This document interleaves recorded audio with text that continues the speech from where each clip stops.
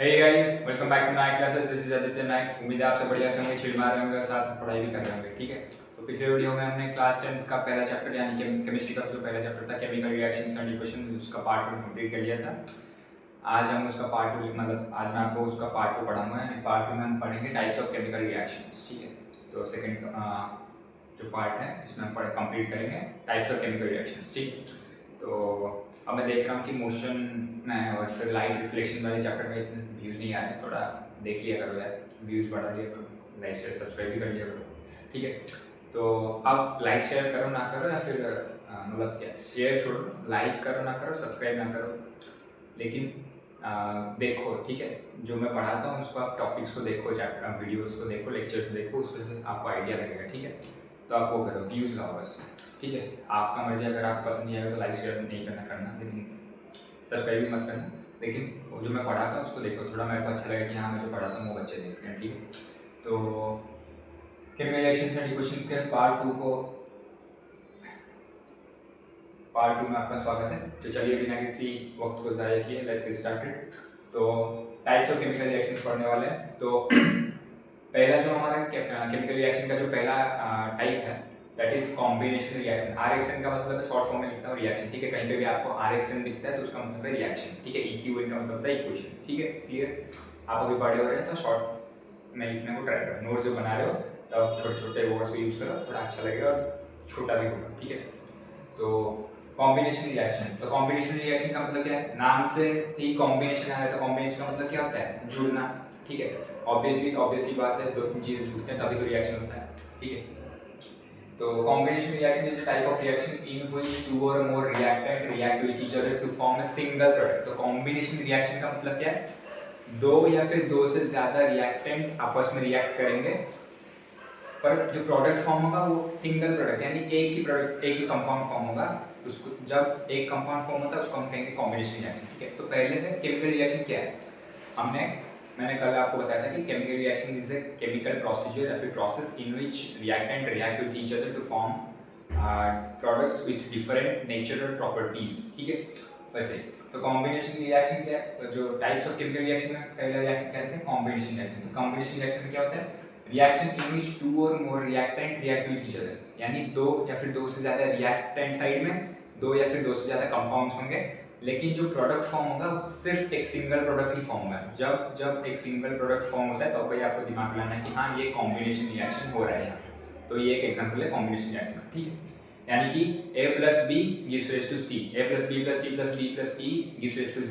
Product side में सिर्फ एक ही कंपाउंड आपका फॉर्म होगा तो उसको कहेंगे हम कॉम्बिनेशन रिएक्शन। ठीक है, एग्जाम्पल का अब हाँ, ये जो रिएक्शंस है उनके एग्जांपल्स आप जो आपके एनसीईआरटी में दिया है, ब्लू कलर में दिया रहेगा एग्जांपल्स, उसको आपको याद रखना है। ठीक है, उसी में से एग्जाम्स में पूछेंगे आपको सवाल। ठीक, तो एग्जांपल है carbon, C for carbon, carbon plus oxygen gives rise to carbon dioxide, या फिर CaO calcium oxide plus H2O water gives rise to calcium hydroxide CaOH2 whole twice. ठीक है, आपको ये सब याद रखने पड़ेंगे केमिकल फॉर्मूलेस। कैल्शियम ऑक्साइड यानी क्विक लाइन का होता है कैल्शियम ऑक्साइड, चूना में जब हम वाटर ऐड करते हैं H2O तो वो प्रोड्यूस करता है चूने का पानी यानी कैल्शियम हाइड्रोक्साइड CaOH2। ठीक है, इसका साइंटिफिक नेम भी आपको याद रखना पड़ेगा, उसको कहते हैं स्लेक द लाइन। ठीक है, कोई भी कंपाउंड उसका केमिकल नेम, केमिकल फॉर्मूला आपको याद रखना होगा केमिकल रिएक्शन के लिए। ठीक है, सेकेंड टाइप का रिएक्शन है डिकम्पोजिशन रिएक्शन। डिकम्पोजिशन रिएक्शन को क्या डेफिनेशन पहले देखते हैं। Reaction in which single reactant breaks down to produce more than one product. A gives rise to B plus C। Decomposition reaction जो है वो कॉम्बिनेशन रिएक्शन का ऑपोजिट है। कॉम्बिनेशन रिएक्शन में हमने क्या देखा? कॉम्बिनेशन रिएक्शन में प्रोडक्ट साइड में सिंगल कंपाउंड था, लेकिन डिकम्पोजिशन रिएक्शन में क्या बोल रहा है कि सिंगल रिएक्टेंट दो या फिर दो से ज्यादा प्रोडक्ट हमें देगा। ठीक है, when a single reactant breaks down to produce two or more than two products। ठीक है, यानी जब एक रिएक्टेंट ब्रेक डाउन करेगा, स्प्लिट करेगा, दो या तीन प्रोडक्ट फॉर्म होगा, उसको हम कहते हैं डिकम्पोजिशन रिएक्शन। ठीक है, यानी कॉम्बिनेशन का उल्टा है डिकम्पोजिशन रिएक्शन। ठीक है, A gives rise to B plus C, ये जो है gives rise to B plus C, ये बस आपको बताने के लिए मैंने लिखा है, इसको आपको ये एग्जांपल में मत लिखना। ठीक है, ये एग्जांपल में मत लिखना क्योंकि ये केमिकल रिएक्शन नहीं है। हाँ, डिकम्पोजिशन रिएक्शन के ना तीन सब टाइप्स। पहला है थर्मल डिकम्पोजिशन रिएक्शन, दूसरा है इलेक्ट्रोलाइटिक डिकम्पोजिशन रिएक्शन, तीसरा है photolytic decomposition reaction. Decomposition reaction का डेफिनेशन याद रखना, फिर इसके जो तीन सब टाइप्स है उसका डेफिनेशन याद रखना, मतलब आपको याद रखना है। देखते हैं उसका पहला सब type, that is thermal decomposition. तो थर्मल डिकम्पोजिशन क्या कहता है? When decomposition is carried out by heating, यानी डिकम्पोजिशन रिएक्शन के एक ऐसा केस जिसमें हम रिएक्शन को हीटिंग के द्वारा, मतलब रिएक्शन होता है हीट, जब हम हीट करते हैं, ठीक है। तो सिंपली आपको ये याद रखना है कि जब रिएक्टेंट होता है, जब उसको दो या तीन प्रोडक्ट कैसे फॉर्म होगा, जब हम उसको हीट कर देंगे तब वो ब्रेक डाउन होकर दो या तीन प्रोडक्ट हमें दे देगा, ठीक है। एग्जांपल कैल्शियम कार्बोनेट CaCO3, ये जो ट्रायंगल का सिंबल है इसको हीट के लिए यूज करते हैं, ठीक है, दिखाने के लिए, रिप्रेजेंट करने के लिए, डिपिक्ट करने के लिए हीट को। तो कैल्शियम कार्बोनेट को जब हम हीट करते हैं तब वो हमें प्रोड्यूस करके देता है calcium oxide plus carbon dioxide gas, ठीक है। हाँ, आप जो ये रिएक्शन लिख रहे हो ना, इसके साइड में उसका स्टेट भी लिखना है। मैंने नहीं लिखा लेकिन आपको लिखना है। जैसे कैल्शियम कार्बोनेट का होगा सॉलिड होगा या फिर लिक्विड होगा, गैस होगा, कुछ भी होगा, आपको उसके साइड में स्मॉल ब्रैकेट, मतलब ब्रैकेट के अंदर आपको स्मॉल LSG या फिर AQ ऊपर रख के कुछ लिखना है, स्टेट आपको लिखना है, स्टेट के साथ आपको रिएक्शन से याद रखना है, क्लियर है। तो जब डिकम्पोजिशन हीट के, मतलब हीटिंग के द्वारा होता है, उसी को बोलते हैं थर्मल डिकम्पोजिशन रिएक्शन। एग्जांपल क्या है? Calcium carbonate gives ratio calcium oxide plus carbon dioxide gas, ठीक है। तो इसको इंग्लिश में हम कैसे लिखेंगे? When decomposition reaction is carried out by heating. Carried out by heating का मतलब क्या है? जब डिकम्पोजिशन रिएक्शन हीट करने के द्वारा होता है, ठीक है, क्लियर। अब चलते हैं नेक्स्ट सब टाइप है, that is electrolytic decomposition. Electrolytic decomposition, electrolyte आता है तो आप इलेक्ट्रोलाइट से ही अंदाजा लगा पा रहे हो कि इसमें इलेक्ट्रिसिटी की बात होने वाला है, ठीक है। तो इसमें क्या होता है? When decomposition reaction is carried out by passing electricity, ठीक है, यानी इलेक्ट्रोलाइटिक डिकम्पोजिशन रिएक्शन एक ऐसा डिकम्पोजिशन रिएक्शन है जिसमें डिकम्पोजिशन जो रिएक्टेंट है वो डिकम्पोज कैसे होता है? जब हम उसमें इलेक्ट्रिसिटी पास करते हैं, ठीक है, जब हम उसको इलेक्ट्रिसिटी देंगे तब वो डिकम्पोज होकर प्रोडक्ट हमें देगा, ठीक है। तो उसी को इंग्लिश में बस लिखना है आपको, when decomposition reaction is carried out by what? Electricity, by passing electricity. Example क्या है? वाटर 2H2O, और I का मतलब है इलेक्ट्रिसिटी, ठीक है। आपको I नहीं लिखना है, आपको पूरा इलेक्ट्रिसिटी लिखना है, ये हीट के सिंबल के जगह आपको हीट लिखना है, वो आर के ऊपर, ठीक है। तो यहाँ पे I का मतलब है शॉर्ट फॉर्म में करंट, ठीक है। मैं जगह का शॉर्टेज है इसलिए I लिखा, लेकिन आपको पूरा इलेक्ट्रिसिटी लिखना है या फिर करंट लिखना है, ठीक है। तो 2H2O gives rise to 2H2 plus O2, यानी वाटर के अंदर हम जब इलेक्ट्रिसिटी पास करते हैं तो वो हमें क्या प्रोड्यूस करके देता है? हाइड्रोजन गैस और ऑक्सीजन गैस, ठीक है। तो हाइड्रोजन और ऑक्सीजन कॉम्बाइन होकर वाटर फॉर्म होते हैं, लेकिन उसके अंदर जब हम इलेक्ट्रिसिटी पास कर देते हैं तब वो ब्रेक डाउन हो जाते हैं, एक हाइड्रोजन मॉलिक्यूल्स निकल जाते हैं, ऑक्सीजन मॉलिक्यूल्स अलग अलग हो जाते हैं, ठीक है। तो इसको बोलते हैं इलेक्ट्रोलिसिस ऑफ वाटर, यानी जब हम इलेक्ट्रिसिटी वाटर के अंदर पास करते हैं तब उसको बोलते हैं जो प्रोसीजर होता है उसको बोलते हैं इलेक्ट्रोलिसिस, ठीक है, ऑफ वाटर। और उसको जो रिएक्शन है उसको बोलते हैं इलेक्ट्रोलाइटिक डिकम्पोजिशन रिएक्शन, क्लियर। इसका तीसरा जो सब टाइप है that is photolytic decomposition reaction. तो फोटोलाइटिक का मतलब हम ज़्यादातर बायोलॉजी में जब यूज होता है तो फोटोलाइटिक का मतलब होता है सनलाइट, ठीक है। तो फोटोलाइटिक डिकम्पोजिशन रिएक्शन का मतलब क्या है? When decomposition reaction is carried out in the presence of sunlight. तो हमने क्या देखा? जब हीटिंग करते हैं तब वो थर्मल डिकम्पोजिशन रिएक्शन हो जाता है, जब इलेक्ट्रिसिटी पास करते हैं तब वो इलेक्ट्रोलाइटिक हो जाता है। जब हम डिकम्पोजिशन रिएक्शन को सनलाइट के प्रेजेंस में करेंगे तो उसको हम कहेंगे फोटोलाइटिक डिकम्पोजिशन रिएक्शन, ठीक है, क्लियर है। तो when decomposition is carried out in the presence of sunlight, जब सनलाइट प्रेजेंट होगा उसके प्रेजेंस में, जब किसके प्रेजेंस में? सनलाइट के प्रेजेंस में जब हम डिकम्पोजिशन रिएक्शन करेंगे, यानी रिएक्टेंट को डिकम्पोज करेंगे, तब उसको कहेंगे हम क्या कहेंगे? Photolytic decomposition reaction, clear. Example आपको लिखना है 2AgBr, आर के ऊपर सनलाइट लिखना है, gives raise to 2Ag plus Br2। 2AgBr यानी Ag का मतलब सिल्वर, Br का मतलब ब्रोमाइड। सिल्वर ब्रोमाइड को जब हम सनलाइट के प्रेजेंस में डिकम्पोज करेंगे तो हमें वो क्या देगा?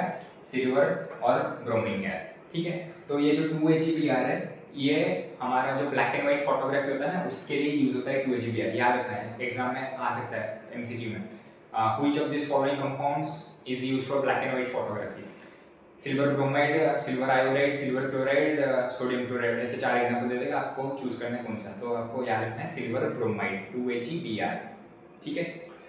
तो इसमें और भी एक है Ag2AgCl, सिल्वर क्लोराइड भी एक फोटोलाइटिक डिकम्पोजिशन का एग्जांपल होगा, आपके एनसीईआरटी में दिया रहेगा। मैंने सिर्फ एक एग्जांपल लिया है, लेकिन आपको सारे एग्जांपल्स को रट लेना है जो आपको एनसीईआरटी में गिवन है, ठीक है। तो इसका और एक एग्जांपल है 2HeCl यानी सिल्वर क्लोराइड। उसको जब सनलाइट के प्रेजेंस में हम डिकम्पोज करेंगे तब हमें वो क्या देगा, 2Ag यानी सिल्वर और क्लोरीन गैस, ठीक है। तो हमने देख लिया डिकम्पोजिशन रिएक्शन, उसके 3 सब टाइप्स। फिर आएंगे डबल डिस्प्लेसमेंट रिएक्शन।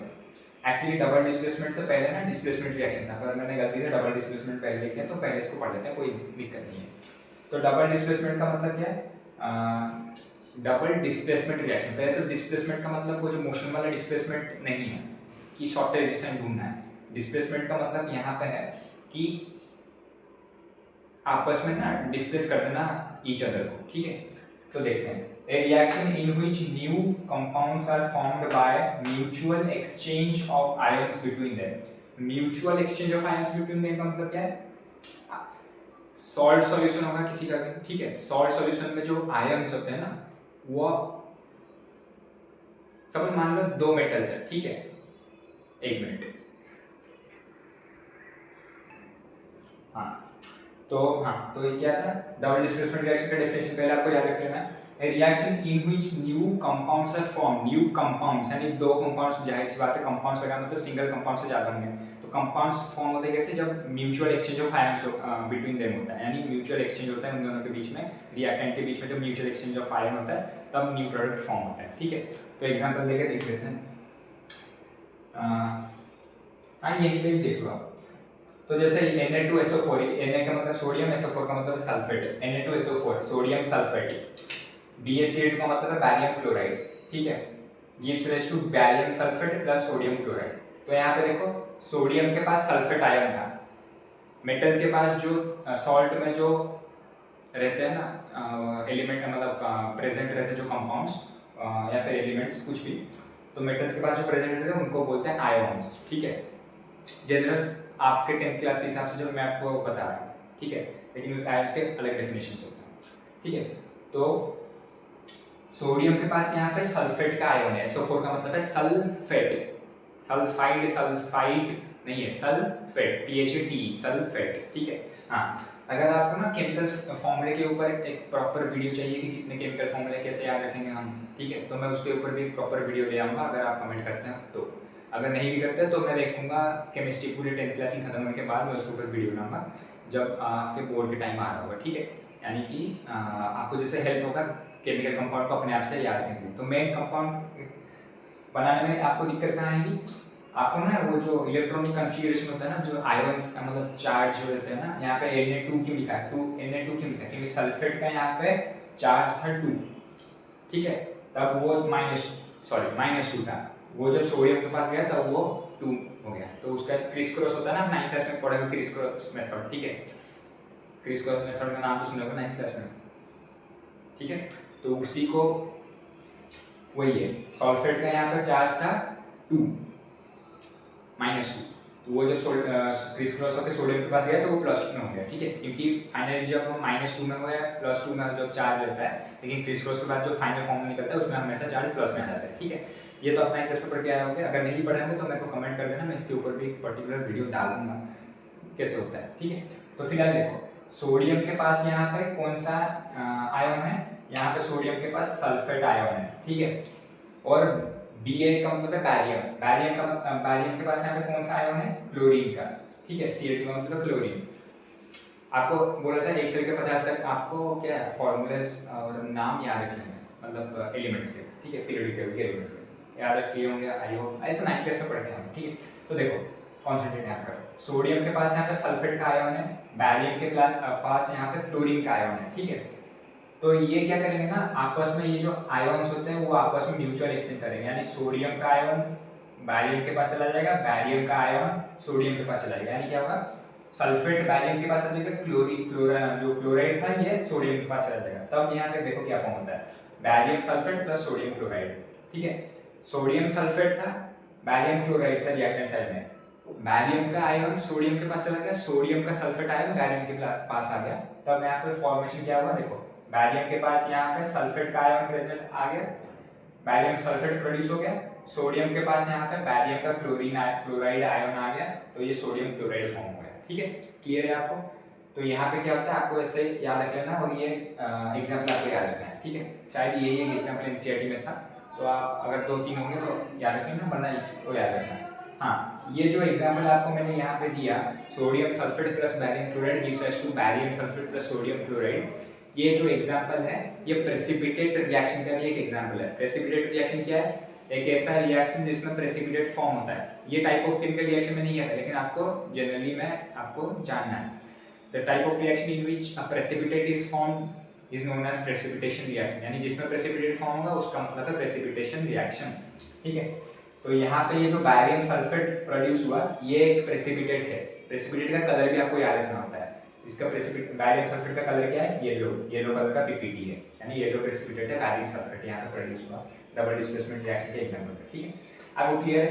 रिएक्शन जिसमें कंपाउंड्स फॉर्म होता है कैसे? Mutual exchange of ions between the reactants. ठीक है, आपने देख लिया। फिर चलते हैं डिस्प्लेसमेंट रिएक्शन के ऊपर। ठीक है, तो डिस्प्लेसमेंट रिएक्शन यहाँ पे क्या कहता है? one highly reactive element displaces the one less reactive अरे यार यहाँ पे गलती किया। one highly reactive element displaces the less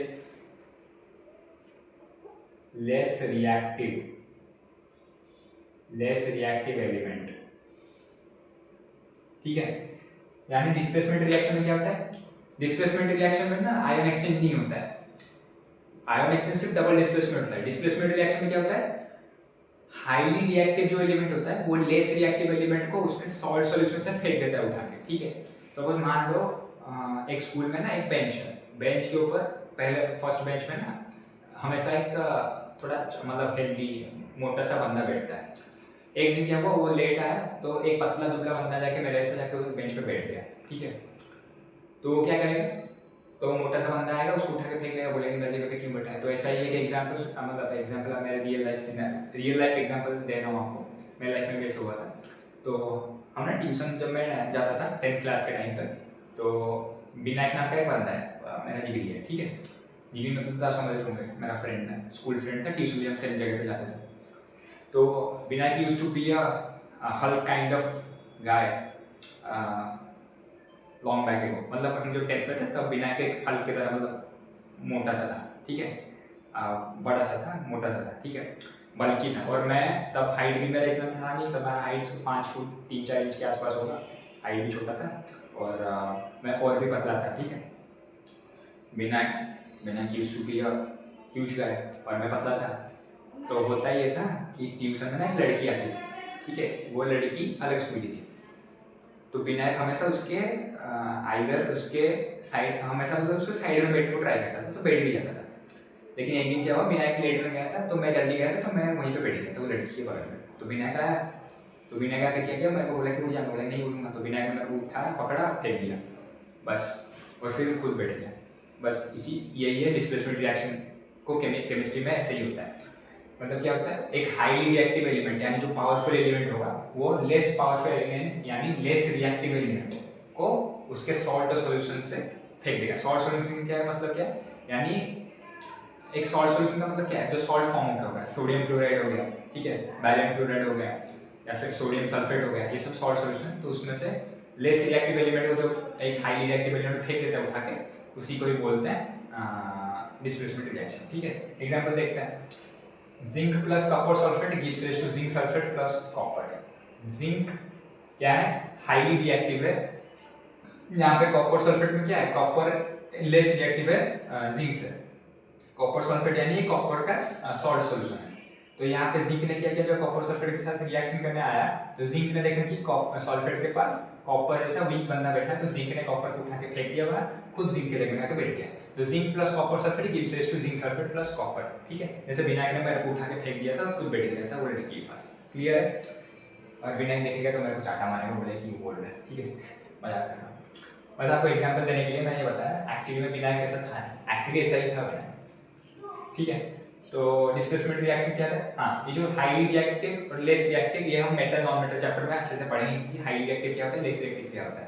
तो अभी बस ये मान के चलो कि जो लेस रिएक्टिव एलिमेंट है और हाईली रिएक्टिव एलिमेंट का मतलब है, हाईली रिएक्टिव का मतलब होता है जो ज्यादा पावरफुल एलिमेंट होता है, मोस्टली तो ज्यादा पावरफुल एलिमेंट होता है, और लेस रिएक्टिव का मतलब होता है लेस पावरफुल एलिमेंट होता है। ठीक है, तो हाईली पावरफुल एलिमेंट ने क्या किया, लेस पावरफुल एलिमेंट को उठा के दिया, जैसे विनायक ने मेरे को उठा के फेंका, बहुत बार विनायक का नाम यूज कर दिया मैंने यहाँ पर। ठीक है, काला हो जाएगा उसका मुंह, मजाक कर रहा था। चलिए अब चलते हैं नेक्स्ट टॉपिक पे, मतलब नेक्स्ट रिएक्शन पे, जो हमारा आखिरी रिएक्शन है, that is redox reaction. Redox reaction का मतलब क्या है? यहाँ पे देख रहे हो ReDOX, तो रेडॉक्स में क्या होता है ना, ReDOX में ही सब कुछ छुपा है। यहाँ पे जो ReDE है, इसका मतलब है reduction, OX stands for oxidation. ठीक है, तो रेडॉक्स रिएक्शन के बगल में ही मैंने लिखा है ऑक्सीडेशन प्लस रिडक्शन, यानी एक ऐसा रिएक्शन जिसमें ऑक्सीडेशन भी होता है और रिडक्शन भी होता है। देखते हैं क्या है। Reaction in which both oxidation and reduction takes place simultaneously। तो पहले तो simultaneously का मतलब क्या है? तो simultaneously का मतलब है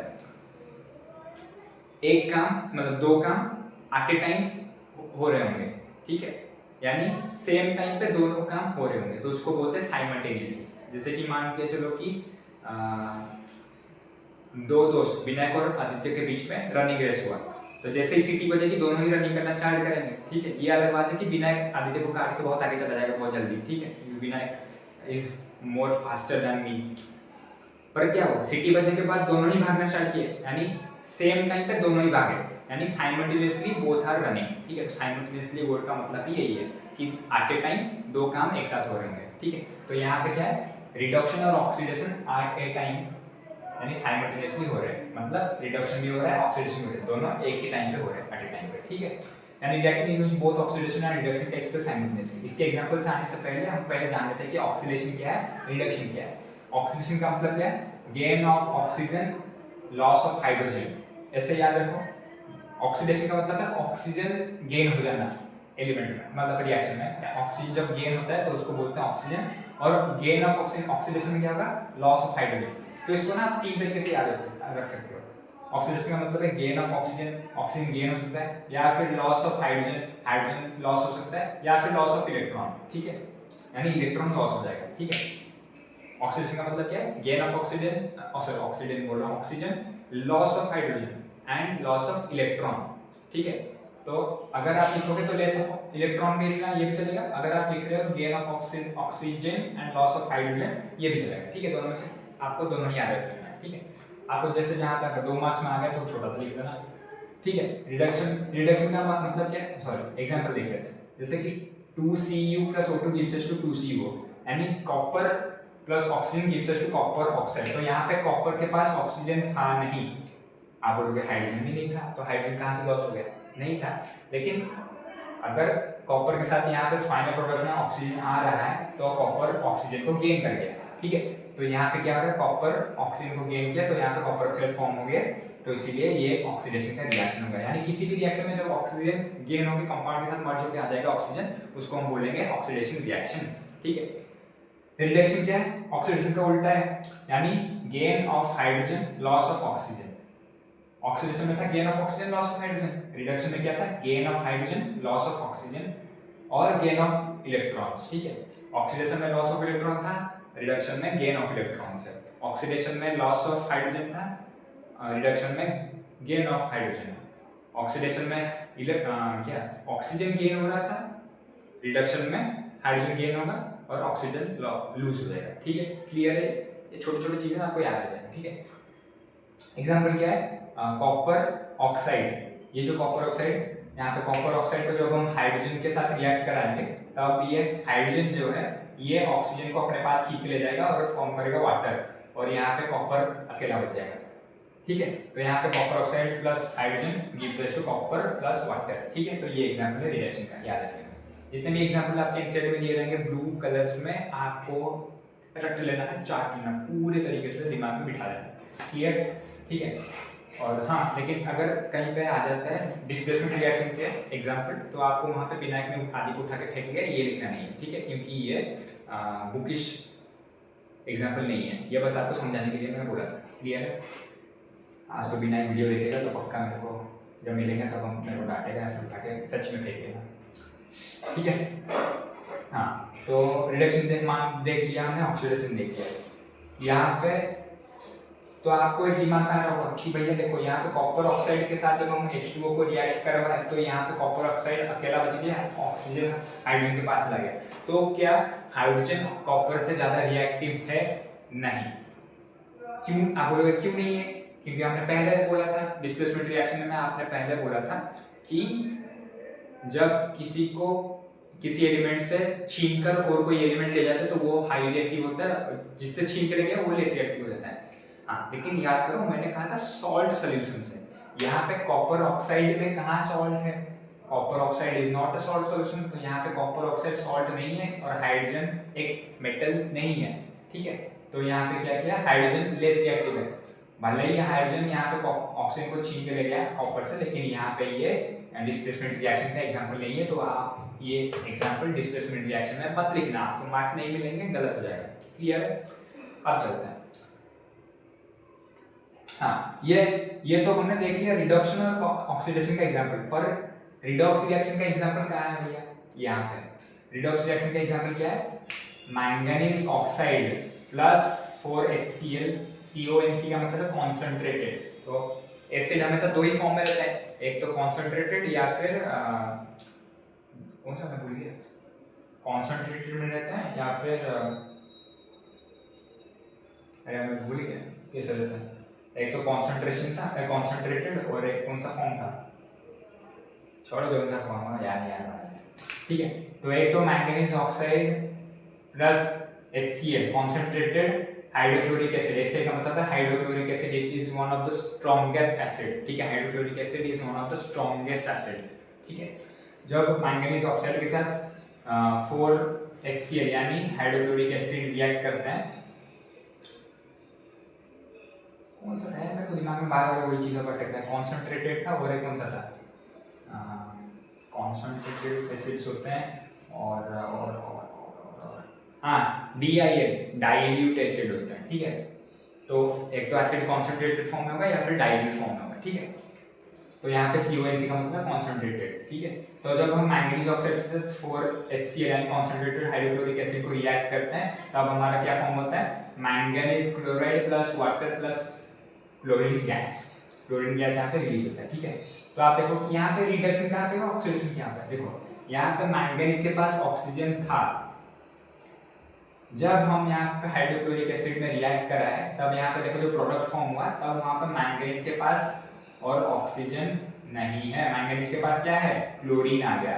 तो यहाँ पे मैंगनीज का ऑक्सीजन लूज हो गया, इलेक्ट्रॉन लूज हो गया, सॉरी इलेक्ट्रॉन गेन हो गया और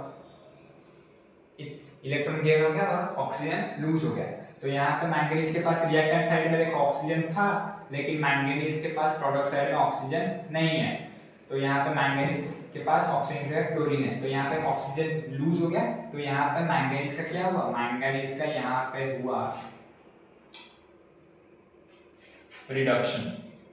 और यहाँ पे HCl 4HCl में देखो यहाँ पे H के पास Cl था, क्या था, क्लोरीन। जो पर प्रोडक्ट साइड में यहाँ पे H के पास ऑक्सीजन आ गया, तो यहाँ पे क्या हुआ, HCl जो था HCl में क्या हुआ, यहाँ पे ऑक्सीडेशन हो गया, ठीक है। यानी मैंगनीज का रिडक्शन हुआ और HCl का हुआ क्या, ऑक्सीडेशन। यहाँ पे H के पास आ गया ऑक्सीजन और Cl2 गैस ऐसे ही उड़ गया बाहर, ठीक है। ये एग्जांपल आपको याद रखना है। और हाँ, और एक बात याद रखना है, जो चीज यानी जो कंपाउंड ऑक्सीडाइज हो रहा होगा, ठीक है, ऑक्सीडाइज हो रहा है यानी जो ऑक्सीजन गेन कर रहा है उसको कहेंगे रिड्यूसिंग एजेंट। क्या कहेंगे, रिड्यूसिंग एजेंट। क्यों कहेंगे, क्योंकि वो दूसरे चीज को रिड्यूस कर रहा है, रिडक्शन दूसरा चीज का करा रहा है, खुद ऑक्सीजन गेन कर रहा है, तो उसको कहेंगे रिड्यूसिंग एजेंट। जो चीज दूसरे को रिड्यूस करके खुद ऑक्सीडाइज हो रहा है उसको कहेंगे रिड्यूसिंग एजेंट, और जो चीज खुद को रिड्यूस करके दूसरे को ऑक्सीडाइज करता है उसको कहेंगे ऑक्सीडाइजिंग एजेंट। क्लियर है बात? यहाँ पे मैंगनीज के पास ऑक्सीजन था पर वो ऑक्सीजन वो हाइड्रोजन को दे दिया, HCl की जगह Cl काट के हाइड्रोजन के पास भेज दिया। तो यहाँ पे मैंगनीज क्या बन गया, खुद से लूज करके दूसरे को डोनेट कर रहा है ऑक्सीजन। तो यहाँ पे ये बन गया ऑक्सीडाइजिंग एजेंट, यानी दूसरों को ऑक्सीडाइज कराता है तो ऑक्सीडाइजिंग एजेंट। तो यहाँ पे मैंगनीज क्या बन गया है, ऑक्सीडाइजिंग एजेंट। ठीक है, जगह नहीं था तो मैं नहीं, मेरे को याद ही नहीं था, अब याद है तो मैं यहाँ पे लिखा नहीं। ठीक है, बस याद रखिए जो चीज खुद रिड्यूस होकर दूसरों को ऑक्सीडाइज कराएगा, जैसे यहाँ पे मैंगनीज ने खुद से ऑक्सीजन लूज करा दिया, हाइड्रोजन के पास भेज दिया, तो हाइड्रोजन को ऑक्सीडाइज कराया, दूसरे को ऑक्सीडाइज कराया, मतलब क्या हो गया, ऑक्सीडाइजिंग एजेंट। और यहाँ पे HCl क्या था, H था, H के पास ऑक्सीजन नहीं था, लेकिन प्रोडक्ट साइड में H के पास आ गया ऑक्सीजन, तो ये खुद गेन कर रहा है, दूसरे को रिड्यूस करा रहा है। ठीक है, अपना काम बनता है, जानता है, वैसे सीन चल रहा है। तो यहाँ पे क्या होगा, हाइड्रोजन जो होगा यहाँ पे वो हो जाएगा HCl, वो हो जाएगा रिड्यूसिंग एजेंट, यानी खुद गेन कर रहा है, दूसरे से लूज करा रहा है। ये क्लियर है? दोज एजेंट्स ऑक्सीडाइजिंग एजेंट्स क्या है, जो खुद लूज करेंगे, दूसरे को ऑक्सीजन देंगे, डोनेट करेंगे। ठीक है, वो हो जाएंगे ऑक्सीडाइजिंग एजेंट। रिड्यूसिंग एजेंट क्या होंगे, जो दूसरे को लूज करेंगे खुद। ठीक है, जैसे वैसे खाने का जब हमारा लंच ब्रेक आता था तो बिना क्या करता था, बिना एक सबसे छीन के खा लेता था, यानी खुद छीन के खा लेता है, तो बिना एक वहां पे उस केस में हो गया रिड्यूसिंग एजेंट।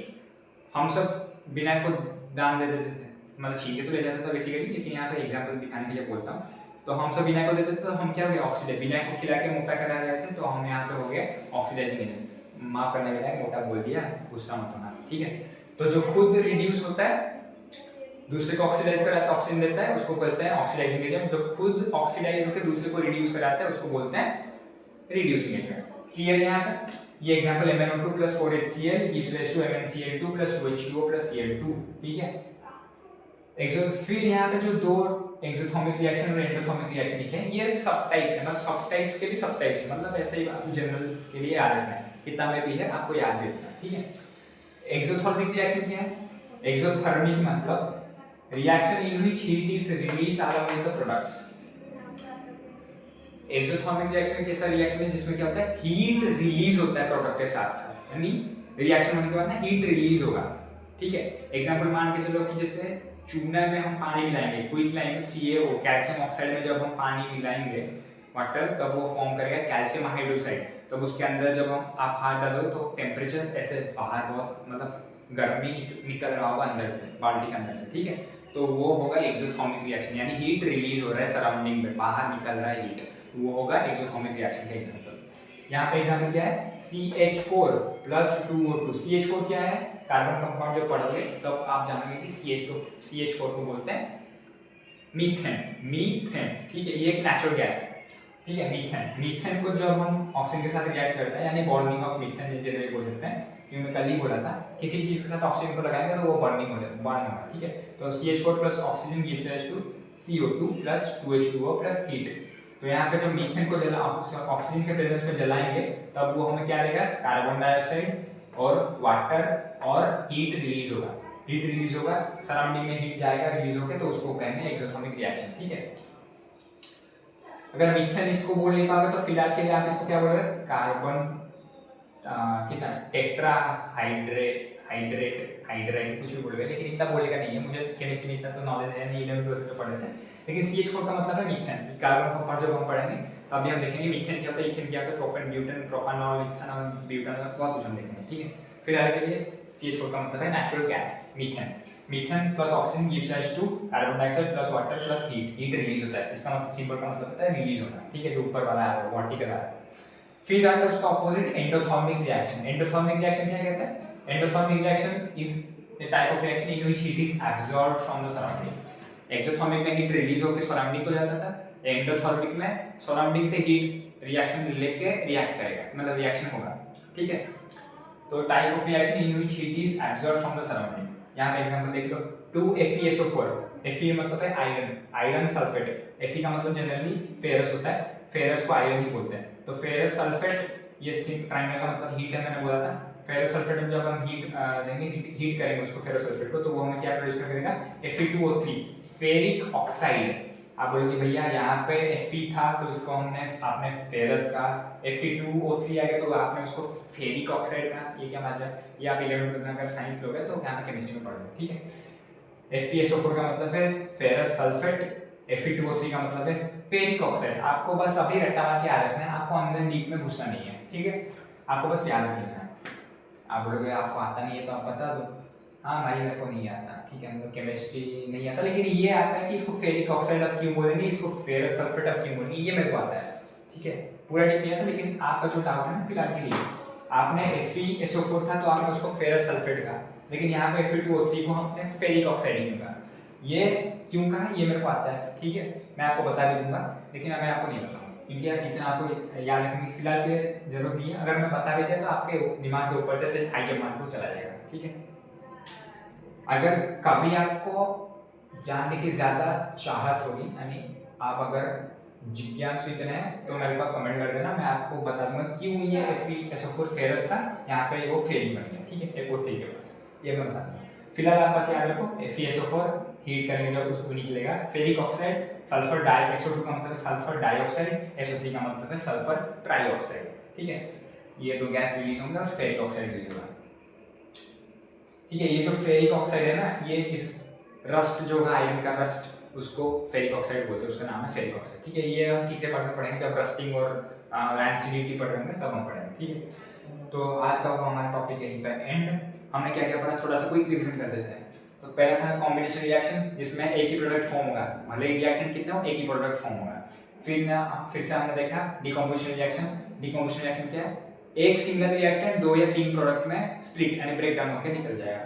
जब डिकम्पोजिशन हीट करके हम करते हैं तो उसको बोलते हैं थर्मल डिकम्पोजिशन। जब डिकम्पोजिशन हम इलेक्ट्रिसिटी पास करते हैं तब उसको बोलते हैं इलेक्ट्रोलाइटिक डिकम्पोजिशन। जब डिकम्पोजिशन सनलाइट के प्रेजेंस में होता है उसको बोलते हैं फोटोलाइटिक डिकम्पोजिशन। जब डिकम्पोजिशन तीन ही है बस, ठीक है। और AgBr टू AgBr किसमें black and white photography use होता है। फिर हमने देखा कि डिस्प्लेसमेंट रिएक्शन, यानी जब एक highly reactive element less reactive element को उसके सॉल्ट सॉल्यूशन उठा के फेंक देता है, जैसे बिना कैमरे को उठा के फेंक दिया था उस लड़की के बगल से ट्यूशन में, ठीक है। फिर हमने देखा डबल डिस्प्लेसमेंट रिएक्शन, जिसमें क्या होता है रिएक्टेंट के बीच म्यूचुअल एक्सचेंज ऑफ आयन होता है। क्या होता है म्यूचुअल एक्सचेंज ऑफ आयन। आप बोलोगे म्यूचुअल क्या है, म्यूचुअल का मतलब है, अगर प्रॉपर हिंदी में जाओ तो परस्पर, हिंदी में परस्पर बोलते हैं, क्या बोलते हैं, आपस में जब वो आयन को एक्सचेंज कर देंगे, ठीक है। भाई मेरे पास डेयरी मिल्क है, तेरे पास किटकैट है, तू किटकैट ले, तू मेरे को किटकैट दे दे, मेरे से तू डेयरी मिल्क ले जा, ये बोलेंगे आपस में जब एक्सचेंज करते हैं म्यूचुअली, ठीक है। म्यूचुअली मतलब आपस में जब करते हैं, ठीक है। तू किटकैट ले ला, लेकिन बिना के साथ मेरा ऐसा कभी होता नहीं है, वो साला खुद का किटकैट भी खा जाता है, मेरा डेयरी मिल्क भी छीन के खा जाता है, ठीक है। फिर हमने देखा डबल डिस्प्लेसमेंट। फिर आता है रेडॉक्स रिएक्शन, जिसमें ऑक्सीडेशन रिडक्शन दोनों सेम टाइम में होते हैं, साइमल्टेनियसली होते हैं। ऑक्सीडेशन का मतलब होता है loss of electron, gain of oxygen, loss of hydrogen. Reduction का मतलब होता है gain of electrons, gain of hydrogen, loss of oxygen, ठीक है। और एग्जाम्पल हमने देख लिया। फिर रिडॉक्स रिएक्शन का एग्जाम्पल देख लिया, जो चीज़ खुद को ऑक्सीडाइज करता है, खुद ऑक्सीजन गेन करके दूसरों को रिड्यूस करा देता है, उसको बोलते हैं रिड्यूसिंग एजेंट। जो खुद रिड्यूस करके ऑक्सीजन लूज करके दूसरे को ऑक्सीजन डोनेट करता है उसको बोलते हैं ऑक्सीडाइजिंग एजेंट, ठीक है। एग्जाम्पल रिएक्शन आपको याद रखना है। फिर क्या देखा, एक्सोथर्मिक जिसमें हीट रिलीज होता है, एक एंडोथर्मिक जिसमें हीट एब्जॉर्ब होता है सराउंडिंग से, ठीक है।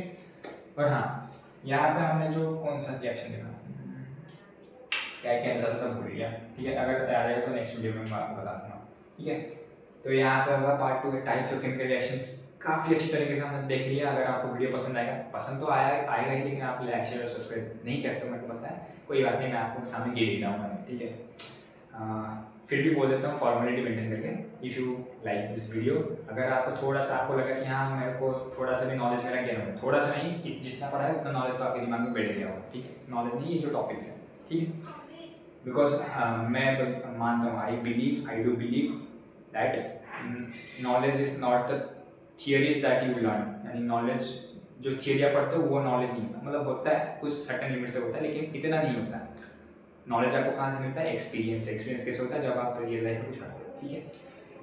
बहुत फिलोसॉफिकल हो गया ना, ठीक है। हाँ, तो फॉर्मेलिटी मेंटेन कर देते हैं। If you guys like this video then please do like, नहीं, अगर आपको ये वीडियो पसंद आए तो please do like share and subscribe. मिलते हैं नेक्स्ट वीडियो में, तब तक के लिए धन्यवाद, जय हिंद।